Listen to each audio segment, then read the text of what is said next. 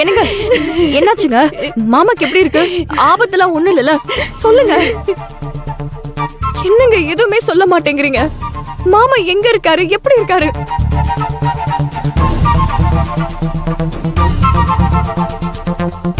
என்ன தம்பி எதுவுமே சொல்ல மாட்டேங்கிறீங்க? எங்க 2 பேர் தலையிலேயே இடிய தூக்கி போடுற மாதிரி எதையும் சொல்லிடாதீங்க. அதையெல்லாம் தாங்கிக்கிற சக்தி எங்களுக்கு கிடையாது. அப்பாக்கு டாக்டர் ட்ரீட்மெண்ட் பண்ணிட்டு இருக்காங்க. இன்னும் டாக்டர் வெளியே வந்து எதுவும் சொல்லல. அப்பாவோட நிலைமை என்ன ஏதுன்னு ஒன்றும் புரிய மாட்டேங்குது. என்ன கண்ணவர் இப்படி சொல்றாரு? அதுக்குள்ள எதுக்கு இதுங்கெல்லாம் இப்படி அழுது ஆர்ப்பாட்டம் பண்ணுச்சிங்க? தம்பி நீங்க கவலையே படாதீங்க. உங்க அப்பாவுக்கு ஒண்ணும் ஆகாது. உங்க பொண்டாட்டி சத்யா அவங்க மாமனார நினைச்சு ஆட்டோல கதறி அழுதுருக்கிறா. எத்தனை கோவில் எத்தனை சாமின்னு எவ்வளவு வேண்டுதல் வச்சிருக்கா தெரியுமா?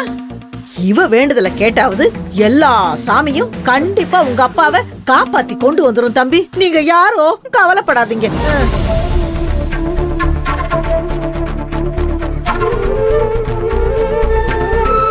என்னங்க, நான் எல்லா சாமியையும் வேண்டதுக்கு அப்புறமும் என் மனசு கடந்து அடிச்சுக்குதுங்க.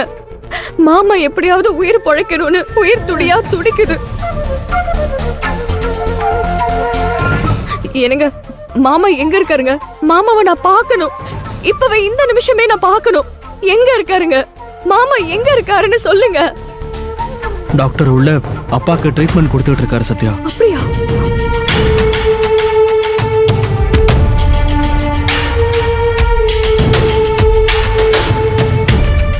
இல்ல, பொழைக்கிறதுக்கு சான்ஸே இல்ல.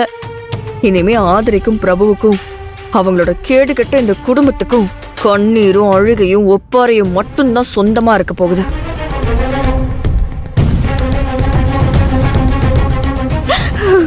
ஐயோ, என்னங்க இது? மாமா இன்னும் மயக்கத்துல இருக்காரு.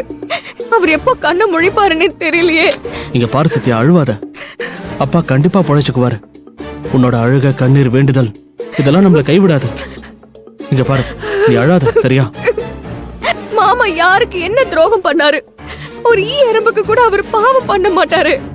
யார்கிட்டயும் மாமா அதிர்ந்து கூட பேச மாட்டாரு. யாரோட மனசும் கஷ்டப்படுற மாதிரி அவர் நடந்துக்கவே மாட்டாரு. இவருக்கு ஏன் இந்த கஷ்டம்?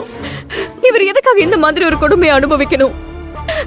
மாமாவுக்கு இந்த தண்டனையில யாரால, எதுக்காக?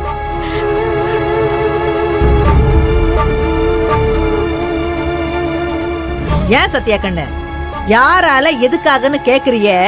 இதுக்கெல்லாம் காரணம் யாரு என்னன்னு உனக்கு தெரியாதா? இல்ல இங்க இருக்கிறவங்க எல்லாத்துக்கும் தான் தெரியாதா?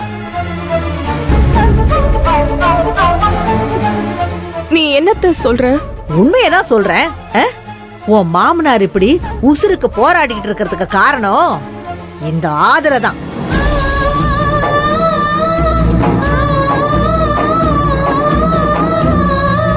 மாப்பிள்ள ரோகிணி கூட வாழ முடியாதுன்னு சொன்னதையும் இவகிட்ட விவாகரத்து பத்திரத்தை கொடுத்து அனுப்புனதையும் மறைச்சிட்டு அப்படி எதுவுமே நடக்காத மாதிரி இவ்வளவு நாள் இருந்துட்டு இப்போ திடீர்னு இவ்வளோ பெரிய அணுகுண்ட தூக்கி போட்டதுனால அவரால தாங்கிக்க முடியல.